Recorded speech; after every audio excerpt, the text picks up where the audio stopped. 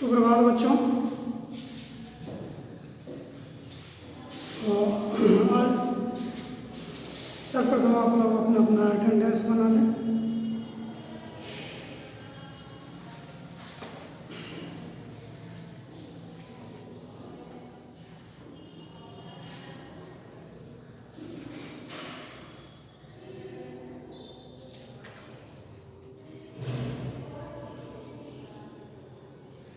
कल जो मैं इसे पढ़ा रहा था कि अंधेर नगरी चौपट राजा, टके सिर भाजी टके सिर खाजा। तो इस संदर्भ में मैं आपको कुछ जानकारियाँ भी दी थी। एक महंत जी हैं, उनके शिष्य दो शिष्य हैं, नारायण दास और एक है गोवर्धन दास। नारायण दास जी नारायण दास जी को कहा गया कि तुम पश्चिम की ओर जाओ, और इनको कहा गया गोवर्धन दास जी को कि तुम पूरब की ओर जा करके, है ना, नारायण दास जी को पूरब की ओर भेजा गया और गोवर्धन दास जी को पश्चिम की ओर भेजा गया। जाओ जा करके बहुत सुंदर नगरी है, उससे कुछ भिक्षा ले आओ। गोवर्धन दास जी कुछ दूर के बाद जाने के बाद एक सब्जी वाली से पूछते हैं, तो सब्जी वाली कहती है क्या जो टके से सब्जी है, जो सब्जी लेना है एक टका लगेगा, टके से। उनको बड़ा आश्चर्य हुआ, लेकिन फिर जब कुछ आगे बढ़े तो हलवाई की दुकान पर एक हलवाई का बच्चा था, उससे पता करते हैं कि भाई मिठाइयाँ कैसे। वो भी वही बात बोलता है कि टके से, समझेंगे, टके से में जो भी मिठाइयाँ हैं, जलेबी, पेड़ा, है ना, खाजा और भी मिठाइयाँ जो भी है सब टके से। इनको बड़ा आश्चर्य हुआ। उस दिन भिक्षा से इन्हें मात्र 7 पैसे मिले थे, जिसका कि वो 3.5 सेर मिठाइयाँ खरीद ली और मोटरी बांध करके लेके आ रहे थे। मान जी कहे कि बड़ा बड़ा मोटरी लगता है, क्या क्या भिक्षा मिली है, लेके लाओ। तो सारी घटना वो उसने बतला दी कि ऐसे ऐसे बात है। महंत जी निर्णय कर लिए कि तब इस नगर में 1 मिनट भी रहना खतरा से खाली नहीं है। उनसे पूछा गया था, हाँ, हलवाई के बच्चे से ही गोवर्धन दास जी पूछे भी थे कि यहाँ के राजा का क्या नाम था। तो चौपट राजा, इस नगरी का क्या नाम था, क्या नाम है, तो अंधेर नगरी। तो ये सबसे उन्होंने एक स्लोगन भी बनाया, अंधेर नगरी चौपट राजा, टके सिर भाजी टके सिर खाजा। ये सब जानकारी जब महंत जी को मिली तो महंत जी तुरंत उस नगर को छोड़ने का मन बना लिए, जिसमें गोवर्धन दास कहा कि गुरु जी आप कहाँ जा रहे हैं, इतना बढ़िया तो शहर है, ये थी नगर है, इतना खूबसूरत नगर है, यहाँ के लोग भी अच्छे हैं, यहाँ सबसे बड़ी बात तो ये है कि यहाँ सब चीज़ टके से है, इतना सस्ता तो आपको कहीं नहीं मिलेगा। फिर हम लोग यहाँ पर कुछ दिन रहे, हम लोगों को इस देश नगर से क्या मतलब है, हम लोगों को तो बस भिक्षा मांगना है, खाना है और सोना है। फिर काहे में रहिएगा, इस नगर में रहिए, है ना, खूब मिठाइयाँ खाएंगे, अच्छी अच्छी चीज़ खाएंगे। लेकिन महंत जी को ये लगा कि नहीं, जहाँ इस तरह की बात है, जिस नगर का राजा ही चौपट हो, मूर्ख हो, उस नगर में 1 मिनट भी रहना खतरा से खाली नहीं है। कहा कि देखो गोवर्धन, तुमको हम कष्ट नहीं देंगे, तुमको ये दबाव नहीं डालेंगे तुम पर, तुम रहो, लेकिन हम निकलते हैं हम इस नगर को छोड़ रहे हैं। समझे कि नहीं? इस पर जो है कि नारायण दास जी भी सहमत हो गए और अपने गुरु जी के साथ वो भी चले गए, लेकिन ये रह गए।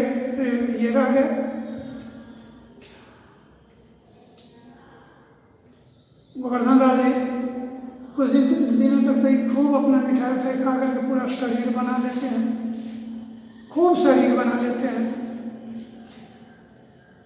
उसके बाद जो है कि एक दिन राजा के दरबार में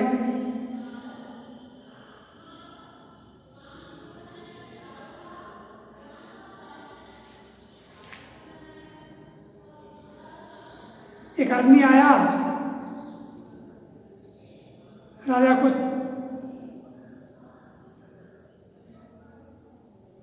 चिल्लाने लगा। तो राजा पूछा कि भाई कौन चिल्ला रहा है? तो फरियादी कहता है, जो फरियाद लेकर के गया था कि महाराज मैं हूँ, देखिए ना कल्लू बनिया की दीवार गिर पड़ी और मेरी बकरी जो है दब करके मर गई। तो राजा ने कहा कि तो ठीक है, कल्लू बनिया को बुलाओ। उसके बाद जब कल्लू बनिया को बुलाया गया तो कल्लू बनिया कहा कि मेरा दोष नहीं है, कारीगर ने बनाया। तो वो अब कैसे बनाया, क्या किया? तो राजा कहा कि ठीक है, कल्लू बनिया को छोड़ दो, कारीगर को बुलाओ। कारीगर को जब बुलाया गया तो कारीगर का स्टेटमेंट हुआ, मैं क्या कर सकता हूँ, मुझे जो रोज सही मटेरियल मिलेगा तब ना हम मजबूत मकान बनाएंगे। अब मटेरियल ही सही नहीं था, चूना ही सही नहीं था, जिसके कारण गिर गया, खराब चूना था। कहा कि तो इसको भी, कारीगर को भी छोड़ो, चूने वाले को पकड़ो, उसको बुला के लाओ। कहा कि क्यों चूने वाला, तुम इतना घटिया किस्म का चूना क्यों बेचते हो?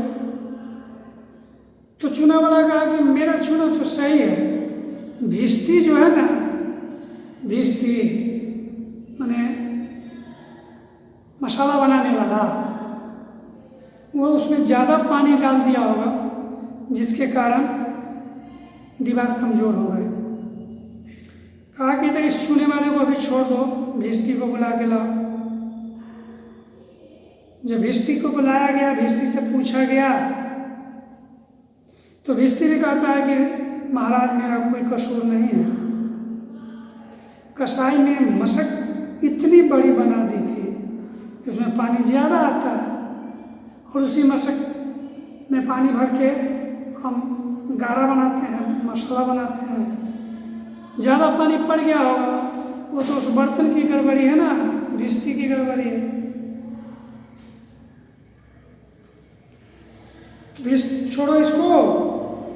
अब भिस्ती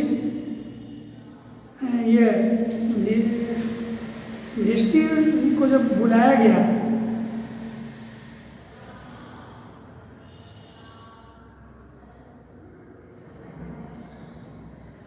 तो भिस्ती कहा कि मेरा कसूर नहीं है, मशक बड़ा बना दिया गया था, जिसके कारण ऐसा हुआ।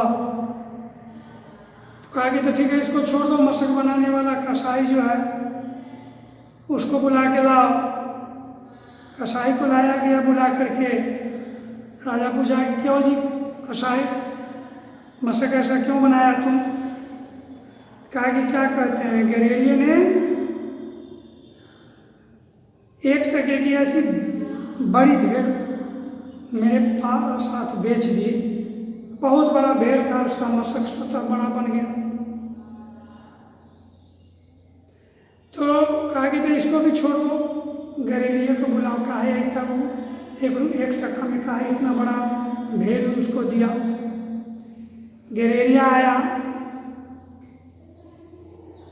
तो कहा कि महाराज उधर से कोतवाल की सवारी आ रही थी।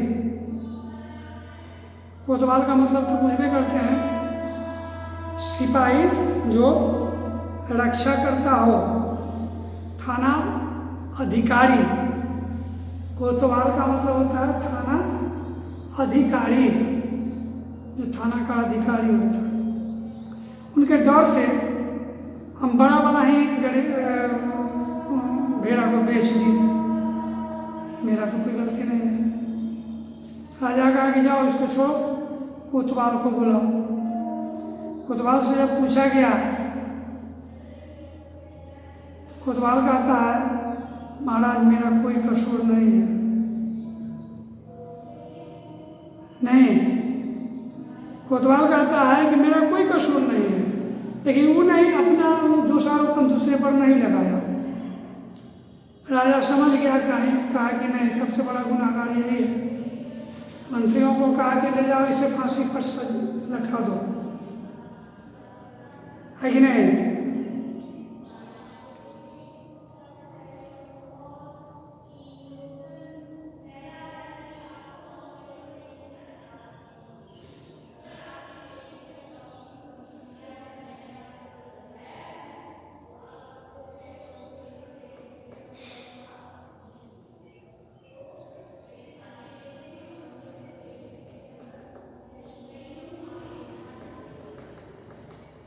तो अब उस कोतवाल की खोज में लोग पहुंचे।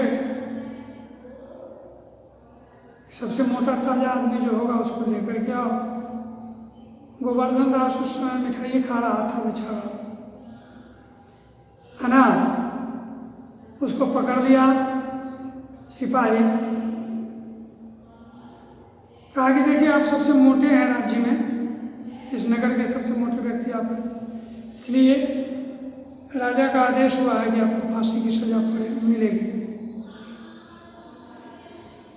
कहा कि ये कैसा न्याय है, हम मोटे हुए हैं अपने खा पी करके, तो एक मोटे आदमी होना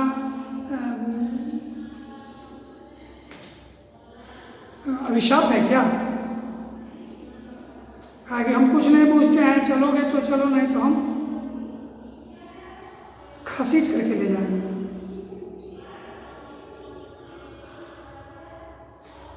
इस पर जो है सो कि गोवर्धन दास बोल करता है कि बात क्या है जो एक फकीर को इस तरह घसीट करके तुम ले जाने की बात करते हो। तो पहला सिपाही कहा कि देखिए कोतवाल को फांसी का हुक्म हुआ था, जब फांसी देने जा रहे थे ना तो फांसी का फंदा बड़ा निकल गया। कोतवाल का गर्दन छोटा था, पतला था, अब फंदा बड़ा था। इसलिए राजा का आदेश हुआ कि दुबले पतले को नहीं, एक मोटे ताजे को लाओ ताकि उसमें उसके गले में फांसी का फंदा सही से बैठ जाए। तो ऐसा आदमी तुम ही हो, तुम चलो, नहीं तो फिर ये ठीक नहीं होगा। गोवर्धन कहा कि क्या अपराध हम किए, हमको गुरु जी का बात मान लेना चाहिए, सही में इस नगर में मुझे नहीं रहना चाहिए, ये तो बहुत नगर में अन्याय होता है, हम कोई अपराधी नहीं है, फिर भी हमें फांसी पर लटकाया जाएगा। ये सब अपना हाय हाय हाय तौबा करने लगा। काला सिपाही कहता है चुप रहा, राजा का हुक्म है, यह तेरा आखिरी समय है, हल्ला मत कर, ईश्वर का नाम ले, बेवजह क्यों शोर करते हो। गोवर्धन कहता है कि मेरे गुरुजी का कहना नहीं माना मैंने, इसी का फल मुझे मिल रहा है। तो उसने, हालांकि उसके गुरुजी कह दिए थे कि जिस दिन तुमको यहाँ आफत तुम्हारे गले में पड़ेगी तुम मुझे याद करना, मैं पहुँच जाऊँगा। ये बात उसे याद थी। गोवर्धन दास ने अपने गुरु का स्मरण किया, गुरुजी वहाँ पहुँच गए। तो सारी बात जब जानकारी उनको हुई तो महंत जी कहते हैं कोई चिंता नहीं, नारायण सब ठीक करेंगे।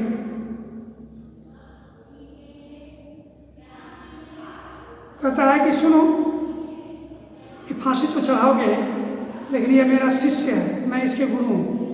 अब तो अभी के बाद तो ये मर जाएगा ना, इसलिए मुझे इसे कुछ उपदेश देना है, अंतिम उपदेश देना है। तुम लोग जरा किनारे जाकर के बैठ जाओ, देखो मेरा कहना न मानोगे तुम्हारा भला ना होगा। सिपाही कहता है नहीं महाराज, सब डर गया, हट करके दूसरी जगह जाके बैठ गया। अब गुरुजी अपने चेले के कान में कुछ कहते हैं। तब तो गुरुजी हम अभी फांसी चढ़ेंगे, गोवर्धन कहता है। मान कहा नहीं बच्चा, हम बूढ़े हुए हैं, तुम तो अभी बच्चे हो, हम फांसी चढ़ेंगे। उन लोगों का मिली भगत था, कुछ तालमेल ऐसा था कि दोनों आपस में लड़ने लगे। चेला कह रहा था कि नहीं हम फांसी चढ़ेंगे, गुरु कह रहा था कि नहीं हम फांसी चढ़ेंगे। दोनों में जब विवाद बढ़ गई तो राजा कहा कि काहे विवाद हो रहा है। तो ये दोनों फांसी चढ़ने के लिए आपस में लड़ाई कर रहे हैं कि हम चढ़ेंगे तो हम चढ़ेंगे। राजा महात्मा जी से पूछा कि बात क्या है जो आप लोग फांसी चढ़ने के लिए इतना उतावले बने हुए।